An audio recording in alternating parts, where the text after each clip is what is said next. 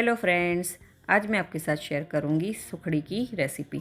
एकदम सॉफ्ट और मुंह में घुल जाए ऐसी दानेदार टेक्सचर के साथ आज हम सुखड़ी बनाएंगे और आप इसे एक बार बनाकर महीनों तक खा भी सकते हो। यहाँ पर हम मावा वगैरह कुछ भी यूज़ नहीं करेंगे, मगर फिर भी इतनी सॉफ्ट और दानेदार सुखड़ी बनेगी।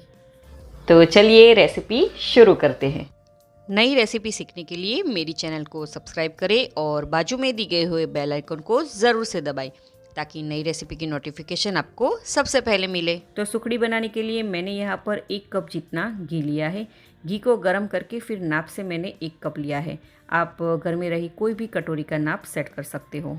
अब उसी घी में से हम 2 बड़ी चम्मच जितना घी लेंगे और कढ़ाई में ऐड करेंगे और गैस की फ्लेम हम यहाँ पर मीडियम पर कर लेंगे। घी गर्म हो जाए तब मैंने यहाँ पर कुछ ड्राई फ्रूट्स लिए हैं, जिसमें 2 बड़ी चम्मच जितनी बादाम, 1 बड़ी चम्मच जितना पिस्ता और 2 बड़ी चम्मच जितने काजू लिए हैं। और अब इन सारे ड्राई फ्रूट्स को हम घी में ऐड कर लेते हैं। इस पॉइंट पर गैस की फ्लेम हम लो पर कर देंगे और ड्राई फ्रूट्स को हम अच्छे से सौते कर लेंगे। अच्छा, आप यहाँ पर अखरोट या फिर मेलन सीड्स भी ऐड कर सकते हो।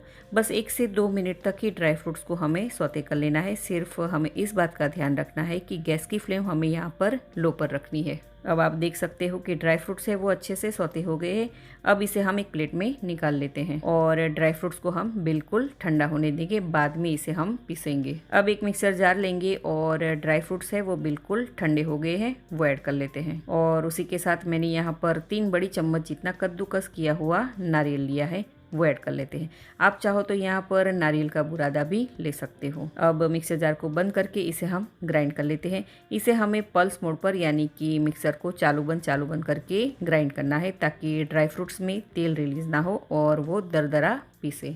तो आप देख सकते हो कि ड्राई फ्रूट्स को मैंने अच्छे से ग्राइंड कर लिया है, तो इस तरह का टेक्सचर हमें चाहिए। तो अब हम आगे की प्रोसेस में चलते हैं। तो यहाँ पर मैंने एक ऐसी ट्रे ली है जिसे हमें घी से इस तरह से ग्रीस कर लेना है।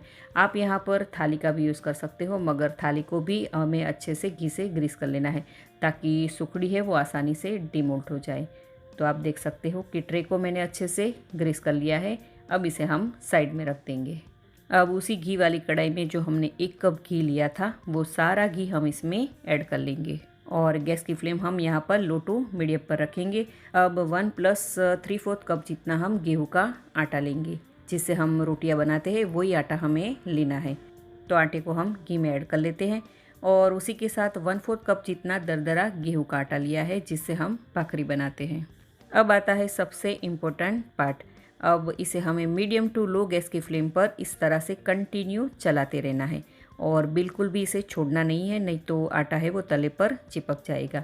इसलिए मैं रेकमेंड करूँगी, हो सके तो आप कढ़ाई या बर्तन का जो बॉटम होता है वो हैवी वाला हो, ऐसा ही आप लीजिएगा ताकि आटा है वो तले पर जल्दी से चिपकेगा नहीं। शुरू में आटा चलाते समय हार्ड लगेगा, मगर जैसे जैसे आटा भूनता जाएगा वैसे वैसे थोड़ा सा वो हल्का भी होता जाएगा। अभी तो आटे ने घी को एब्सॉर्ब कर लिया है। अब इस पॉइंट पर हमने जो ड्राई फ्रूट्स को पीस के रखा था वो सारा ड्राई फ्रूट्स हम इसमें ऐड कर लेंगे और उसे भी हम अच्छे से मिक्स कर लेते हैं। सिर्फ हमें इस बात का ध्यान रखना है कि गैस की फ्लेम हमें बिल्कुल भी हाई पर नहीं रखनी है, वरना आटा है वो जल जाएगा। सिर्फ हमें इस बात का ध्यान रखना है कि गैस की फ्लेम हमें बिल्कुल भी हाई पर नहीं रखनी है, वरना आटा है वो जल जाएगा।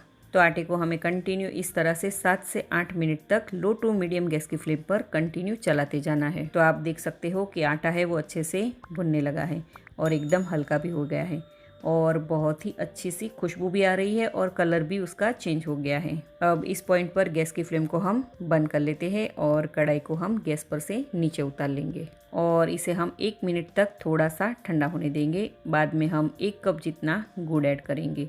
गुड़ को मैंने रफली चॉप कर लिया था। ये प्रोसेस ज़रूर से कीजिएगा ताकि गुड़ है वो अच्छे से जल्दी से मिश्रण में मेल्ट हो जाए। अगर गैस को चालू रखकर हम गुड़ ऐड करेंगे तो गुड़ है वो ओवर कुक हो जाएगा और सुखड़ी हमारी चुई जैसी बन जाएगी। तो ये देखिए, ये मिश्रण गर्म होने के कारण गुड़ है वो जल्दी से मेल्ट हो गया है। अब इस पॉइंट पर हम ऐड करेंगे 1/4 कप जितना गर्म दूध और अच्छे से मिक्स कर लेते हैं। दूध ऐड करने से सुखड़ी है वो एकदम सॉफ्ट और मुंह में घुल जाए ऐसी बनेगी, मगर हमें ये बात का ध्यान रखना है कि दूध हमें गर्म ही लेना है, ठंडा दूध बिल्कुल भी नहीं लेना है। तो ये देखिए, मोहनथाल में जैसे दाने बनते हैं वैसे ही सुखड़ी में ये छोटे छोटे दाने बने हैं। अब हमने ग्रीस करके जो ट्रे रखी थी उसमें फटाफट से ये सुखड़ी का मिश्रण ऐड कर लेते हैं और अच्छे से ट्रे में फैला लेते हैं। ये प्रोसेस है वो फटाफट करनी है। आप इस रेसिपी को कौन सी सिटी से, कौन से स्टेट और कौन सी कंट्री में से देख रहे हो मुझे कमेंट करके ज़रूर से बताइएगा।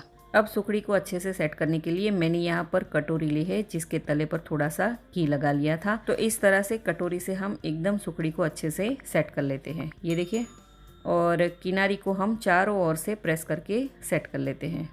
अब उस पर हम थोड़े से खसखस से गार्निश कर लेते हैं और उसी के साथ थोड़े से बारीक चॉप किए हुए ड्राई फ्रूट से भी हम गार्निश करेंगे। ये टोटली ऑप्शनल है। अब फिर से कटोरी से हम हल्के हल्के हाथों से इसे प्रेस करेंगे ताकि ये ड्राई फ्रूट्स है वो अच्छे से सुखड़ी पर लग जाए। अब सुखड़ी को हम हल्का सा ठंडा होने देंगे, बाद में इसके पीसेस कट करेंगे। गरम गरम में पीसेस कट करोगे तो वो टूट जाएगी और थोड़ा सा ठंडा हो जाए बाद में कट कर लीजिएगा। तो सुखड़ी हमारी हल्की सी ठंडी हो गई है, तो अब हम इसे कट कर लेते हैं। आप अपने हिसाब से सुखड़ी के पीसेस छोटे या फिर बड़े कट कर सकते हो और आप अपना मनचाहा शेप भी यहाँ पर कट कर सकते हो, जैसे कि डायमंड या फिर स्क्वायर में। अब सुखड़ी को हम 30 से 40 मिनट तक बिल्कुल ठंडा होने देंगे। तो लगभग 40 मिनट हो गए हैं और आप देख सकते हो कि सुखड़ी है वो बिल्कुल ठंडी हो गई है। अब इसे हम डीमोल्ड कर लेते हैं। तो ये देखिए कितनी आसानी से सुखड़ी डीमोल्ड हो गई है ना। तो लीजिए, हमारी दानेदार सुखड़ी बनकर रेडी है। जब भी कुछ घर का बना हुआ मीठा खाने का मन हो तो ये गर्मा गर्म सुखड़ी बनाकर खाइएगा, बहुत ही टेस्टी लगती है। तो एकदम सॉफ्ट और मुंह में घुल जाए ऐसी दानेदार सुखड़ी आप ज़रूर से ट्राई कीजिएगा।